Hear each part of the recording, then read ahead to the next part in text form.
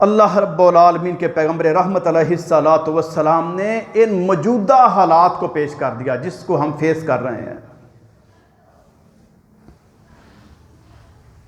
پیغمبر رحمت علیہ الصلوۃ والسلام نے فرمایا کہ جب مسلمانوں کے حکمران، کافروں کے نہیں، مسلمانوں کے حکمران قرآن کو چھوڑ دیں گے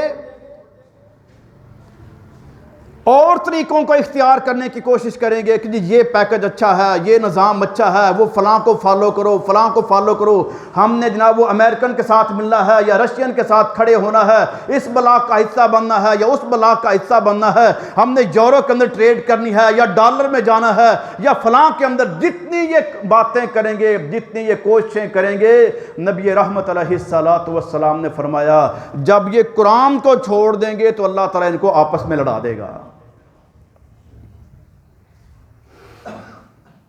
آج مسلمانوں کی آپس کی لڑائی میں کوئی شک ہے؟ اس وقت ہماری حکومت کی جو اتحادی جماعتیں ہیں، کیا اندر ہی اندر وہ ایک دوسرے کی ٹانگیں نہیں کھینچ رہی؟ پوری دنیا کو دیکھ لیں، کوئی ایک حاکم بتا دیں جو مکمل طور پہ قرآن پر عمل کر رہا ہو کہ اس قرآن سے نہ میں نے آگے نکلنا ہے نہ پیچھے رہنا ہے، فقط وہ کرنا ہے جو میرے رب کا قرآن کہتا ہے۔ ہر کوئی بے بس ہے، مجبوریوں کا اظہار کرتا ہے، جی دین پر عمل تو کرنا چاہتا ہوں، قرآن کے اوپر عمل تو کرنا چاہتا ہوں، لیکن وہ فلاں ادارہ ہے، فلاں ادارہ ہے، فلاں ادارہ ہے، FATF ہے، وہ ہماری گردن کے اندر پھندا ڈالے ہوئے، IMF ہے ہماری مشکوں کو کسے ہوئے، یونائٹڈ نیشن ہمیں غلام بنائے ہوئے۔ ان سارے عالمی اداروں کو دیکھیں، یہ کون ہیں؟ کبھی انہوں نے اسلام کا کوئی کام کیا ہو یا اسلام کے ہوتے ہوئے کام کو برداشت کیا ہو؟ کسی کافر کا کوئی کتا مر جائے تو اس پر یہ ساری دنیا کے بدماش اس کتے سے بھی بدتر طریقے سے بھونکنا شروع کر دیتے ہیں، اور مسلمانوں کو ہزاروں کی تعداد میں قتل کیا جائے، ہزاروں کی تعداد میں، پورے ملک برباد کر دیے جائیں، شام تباہ کر دیا جائے، لیبیا اجاڑ دیا جائے، یمن کے اندر آگ لگا دی جائے، یہ قریب آپ کا افغانستان ہے، یہ مشرق پہ آپ کا کشمیر ہے، انڈیا کے اندر کے علاقے ہیں، برما ہے، دنیا کے کس خطے کی بات کریں گے، کہیں فلسطین نظر آئے گا، جہاں بھی آپ دیکھیں گے مسلمانوں کا خون بہہ رہا ہے، مسلمانوں پہ ظلم ہو رہا ہے۔ یہ ظلم کون کروا رہے ہیں؟ یہی عالمی ادارے، اور ان عالمی اداروں کے ایجنٹ کون ہیں؟ یہ حکمران۔ اور یہ حکمران کیوں ان کی ایجنٹی کرتے ہیں؟ کہ انہوں نے قرآن کو چھوڑ دیا۔ جب تک ملت اسلامیہ کے حکام نے قرآن کے مطابق فیصلے کیے، اگر ان کے اندر کوئی اختلاف ہوتا تھا تو تھوڑے وقت کے بعد خود بخود ختم ہو جاتا تھا، لیکن اب قرآن کریم کے فیصلے نہیں ہوتے، قرآن کریم کے دلائل نہیں مانے جاتے، قرآن کریم کے احکامات پر عمل نہیں ہوتا، اور ویسے اگر بات کریں گے تو پکڑیں گے اس کو، غلاف میں لپیٹیں گے، چومے چاٹیں گے اور بلند مقام پہ رکھ دیں گے، بڑی عزت کرتے ہیں ہم تو قرآن کی۔ نبی رحمت علیہ الصلوۃ والسلام نے 23 سال قرآن کریم کے ساتھ کبھی ایک دفعہ یہ سلوک کیا ہو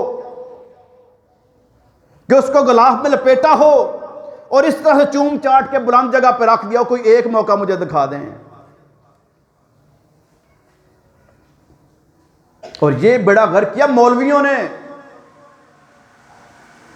کبھی کہا جی اس کو وہ پیٹھ نہیں ہونی چاہیے، اس کو برابر نہیں رکھنا چاہیے، تاکہ اس کو پیچھے چھپا دیا جائے، نہ اس کو کوئی پڑھے، نہ اس کو سمجھے، نہ اس پر عمل کر سکے۔ اور اگر کوئی ترجمہ پڑھنے لگتا ہے تو کہتا ہے جی نہیں اس کے لیے تو اتنے علوم ہونے چاہیے، پھر جا کے ترجمہ پڑھنا چاہیے۔ وہ بچہ بھی جو بول نہیں سکتا اس کو ABC پڑھانا شروع کر دیتے ہیں، کیا وہ ان کے باپ کی زبان ہے؟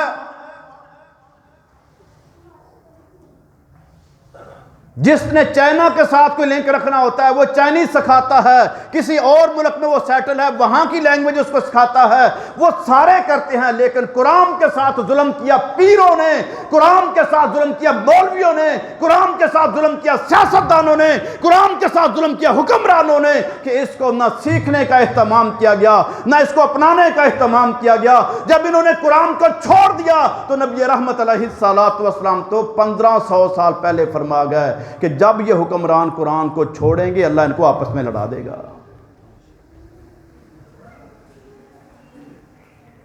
کسی ایک کے اوپر آپ انگلی رکھیں کہ یہ بندہ اب بالکل کلیئر ہے، پکا ہے اپنی پارٹی کے ساتھ، کہتا ہے جی نہیں، کسی وقت کچھ بھی ہو سکتا ہے، انہی میں سے وہ نکلتا ہے اور ان کے خلاف بیان بازی شروع کر دیتا ہے، دوسرے اس کو جواز بناتے ہیں، پھر جناب ان کی توپوں کا رخ اور کھل جاتا ہے۔ تو یہ جو باہمی لڑائی ہے یہ اللہ کا عذاب ہے۔ ہم سمجھتے ہیں یہ پارٹیوں کی سیاست ہے، اور بعض ہمارے نمازی بیچارے پریشان ہوتے ہیں جی ممبر پر سیاست تو نہیں نہ ہونی چاہیے، ممبر پر تو کوئی ایسا ہمیں بتائیں کہ ہمارے اندر صوفیت آئے، رہبانیت آئے، ہم یہاں سے یہ کاروبار چھوڑ کے قبرستان میں جا کے بیٹھ جائیں، کسی کٹیا کے اندر ڈیرا لگا لیں، بال ہم بڑھا لیں، نہ کبھی نہائیں، نہ کبھی غسل کریں، نہ کبھی وضو کریں، نہ نماز پڑھیں، نہ قرآن پڑھیں، اور لوگ کہیں جی بڑی پہنچی سرکار ہے، بڑی پہنچی سرکار ہے۔